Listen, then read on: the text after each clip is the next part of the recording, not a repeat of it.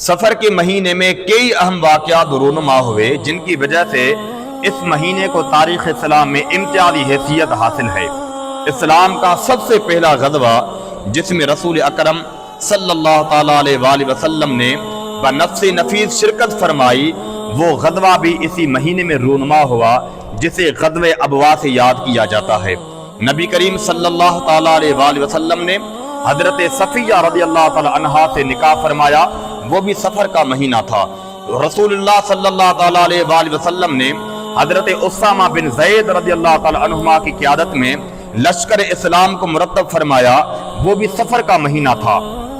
ہمارے معاشرے میں سفر کے مہینے کو انتہائی منحوس تصور کیا جاتا ہے، جس بنیاد پر اس مہینے میں شادی بیاہ کرنا، سفر کرنا، کسی بھی نئے کام کا آغاز کرنا، کسی کاروبار کی شروعات کرنا یا ایک گھر سے دوسرے گھر کی طرف منتقل ہو جانا، ان تمام چیزوں سے گریز کیا جاتا ہے۔ حالانکہ ان چیزوں کا اسلام میں کوئی تصور نہیں ہے، یہ سب کا سب خلاف شرع کام ہے۔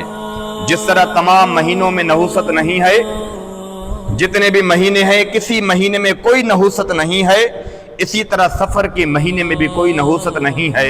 میرے مصطفیٰ علیہ السلام نے فرمایا، ترمذی شریف کی حدیث ہے، فی نفسہ کوئی چیز منحوس نہیں ہے، اور اللہ کے نبی نے فرمایا گھر میں، عورت میں، سواری میں کوئی نحوست نہیں ہے، اور اللہ کے نبی نے فرمایا کہ سفر میں کوئی نحوست نہیں ہے، سفر کا مہینہ منحوس نہیں ہے۔ جس طرح ہمارے معاشرے میں یہ گمان کیا جاتا ہے کہ جیسے ہی سفر کا مہینہ شروع ہو جاتا ہے تو اسی مہینے کے آتے ہی طرح طرح کی مصیبتیں، مشکلات، پریشانیاں نازل ہوتی ہیں، اور اسی مہینے میں شیطان اور جنوں کا حملہ ہوتا ہے۔ ان کی اسلام میں کوئی حقیقت نہیں ہے۔